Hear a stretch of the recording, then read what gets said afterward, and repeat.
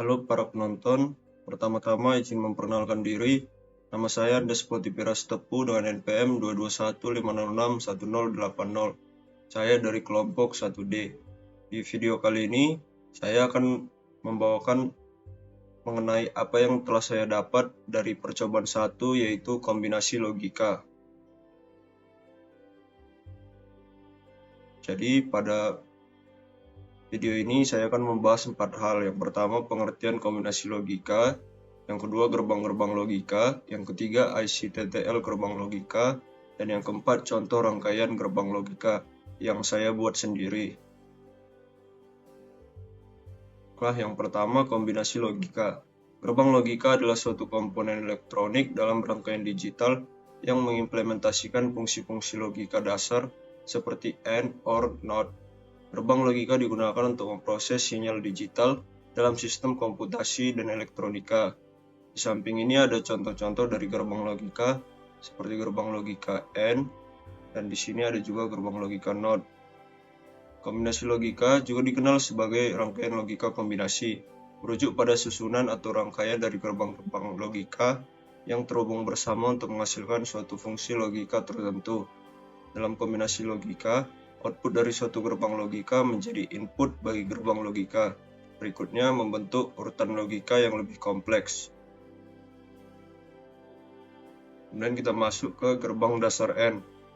Ini adalah gambar dari gerbang AND. Gerbang AND merupakan jenis logika yang memerlukan 2 input atau lebih untuk menghasilkan satu output. Hasil output akan berupa 0 atau rendah atau false bila semua atau salah satu inputnya merupakan bilangan biner 0. Sebaliknya, jika semua input adalah bilangan biner 1 atau tinggi, itu juga bisa disebut true, outputnya pun juga 1. Berikut ini truth table-nya. Sini A 0, B 0, maka gerbang N akan menghasilkan output 0. Sini salah satu inputnya 1, maka outputnya adalah 0. Itu juga dengan yang baris ketiga ini. Nah, untuk yang terakhir, kedua inputnya ini sama-sama 1, maka outputnya juga 1. Berikutnya gerbang dasar OR. Berikut ini adalah gambarnya. Gerbang OR yaitu jenis gerbang logika yang sama seperti gerbang AND, memerlukan 2 input untuk menghasilkan satu output. Gerbang OR menghasilkan input 1 bila semua atau salah satu input adalah bilangan biner 1. Sementara itu, output menghasilkan 0 bila inputnya bilangan biner 0. Berikutnya adalah input dan outputnya. Di sini kedua inputnya adalah 0, maka outputnya adalah 0. Nah, di sini inputnya itu 0 dan 1, tapi outputnya juga 1. Berbeda dengan gerbang N yang sebelumnya, apabila salah satu inputnya bukan 1, maka outputnya akan menghasilkan 0. Nah, begitu juga seterusnya sampai ke bawah. Kemudian gerbang dasar NOT. Gerbang NOT merupakan jenis gerbang yang berfungsi sebagai pembalik keadaan. Bila input bernilai 1, outputnya bernilai 0.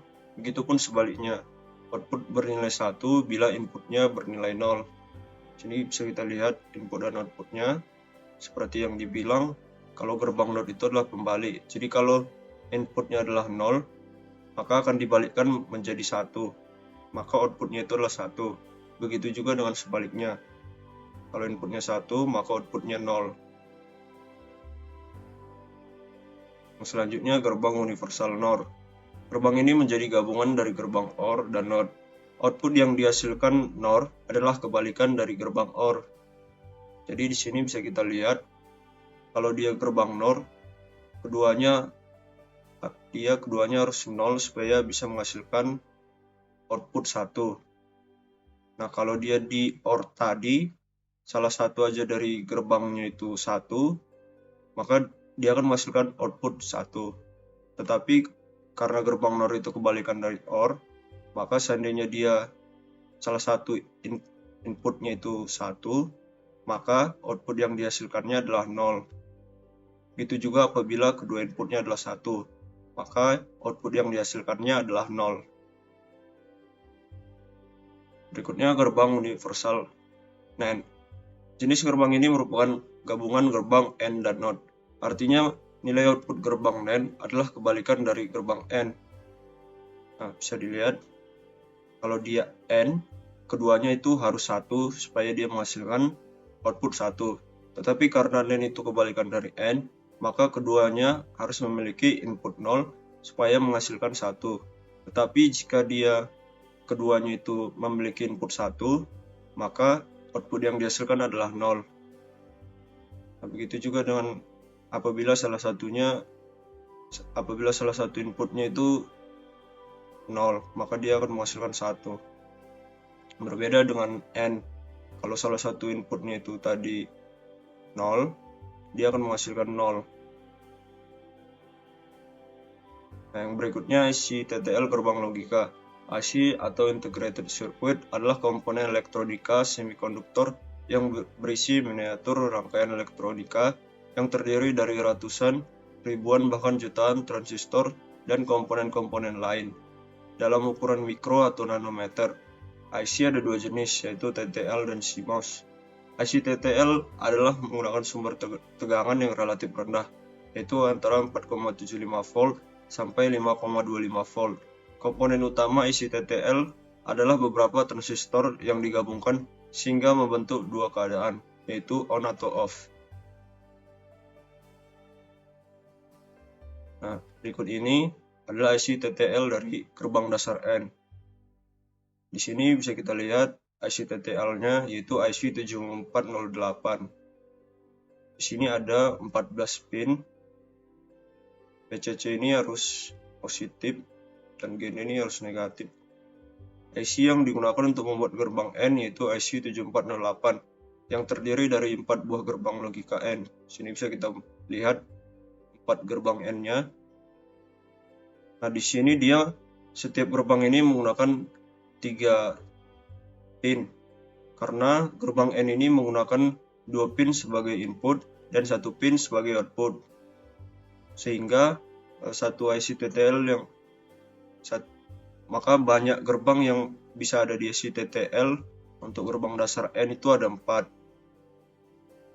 Nah, selanjutnya dengan masing-masing gerbang memiliki 2 input dan 1 output. Berikutnya untuk gerbang dasar OR.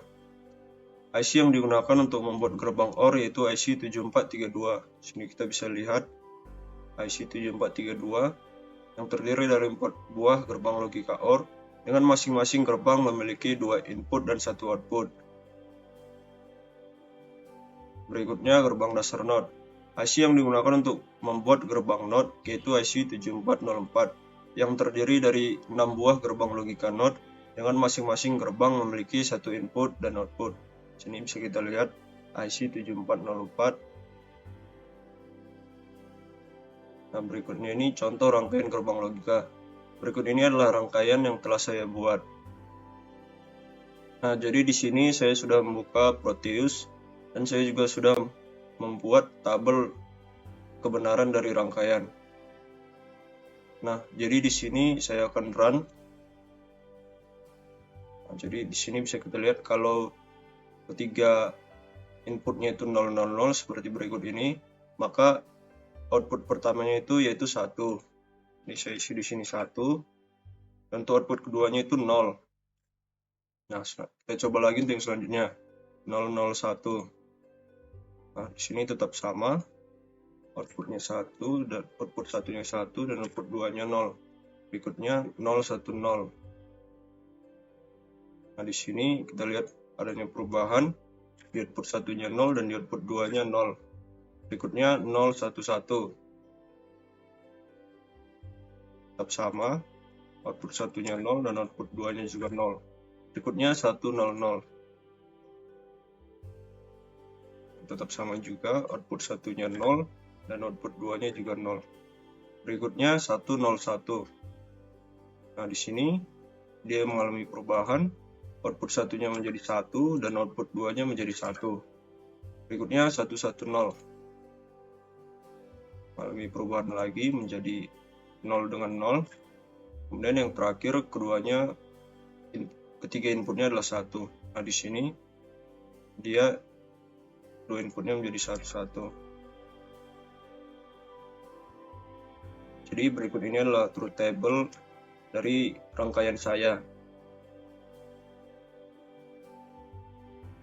Nah, untuk rangkaian saya sendiri ini,